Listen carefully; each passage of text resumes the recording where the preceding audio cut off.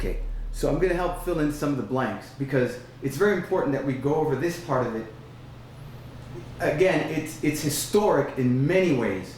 Once we go back and connect the dots, I think you'll understand. So, at the time, you were not aware that Mohamed Moretta was not just DJ at Eclipse, but he was actually part owner, along with his two cousins, whom you know very well.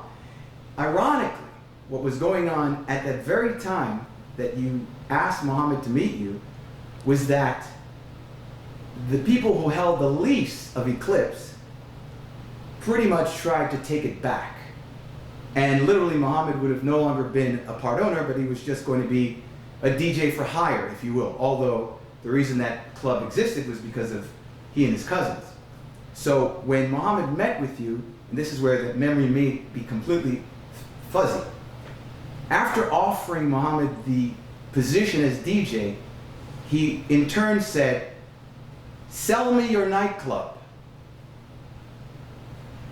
And the response was, "Of course not.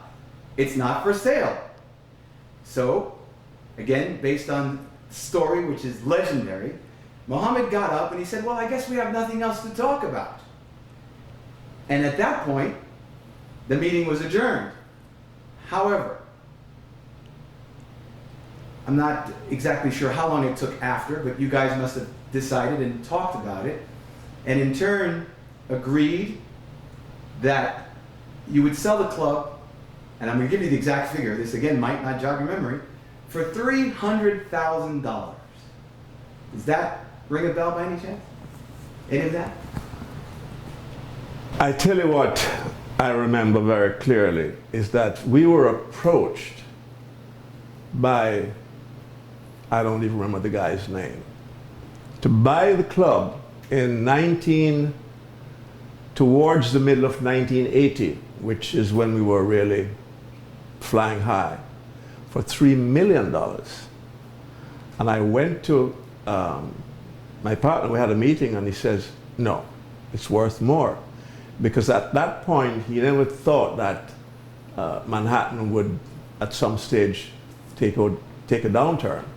I don't think it was $300,000 because the club cost us more than $300,000 at the time. So I'm very fuzzy when it comes to that because I know there was a reluctance, Yes. definite reluctance to sell. Absolutely, there was a reluctance. Yeah, but $300,000 would not have been maybe you missed a few noughts. Well, here's what happened Few zeros. next. Here's what happened next.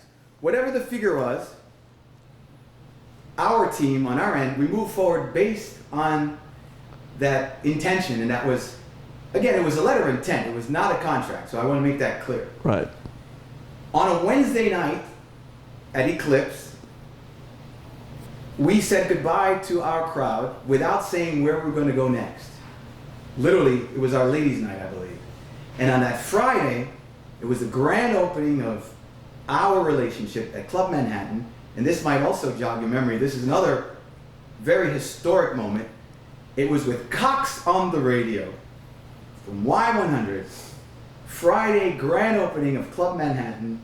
And I believe the rest, as we shall say, is history because there was about 500 people outside trying to get in because everyone that went to Eclipse, when they found out that we were no longer there, they literally made a U-turn and went to Club Manhattan. In turn, Eclipse went out of business within 3 months. And our experience at Club Manhattan was amazing. Can you tell us a little bit about that time in terms of Club Manhattan with Mohamed and Ray and Ron and that whole team? That was 1982, if I'm not mistaken. 81, 82. It was, that period of time was not hazy because I had transitioned from being in charge of the club, fully, because my wife had just had her first child and I needed to spend more time with both of them, and so I hired a manager. And I don't even remember Kevin.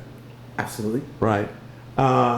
It turns out that things did not go quite the way I expected or the way I wanted.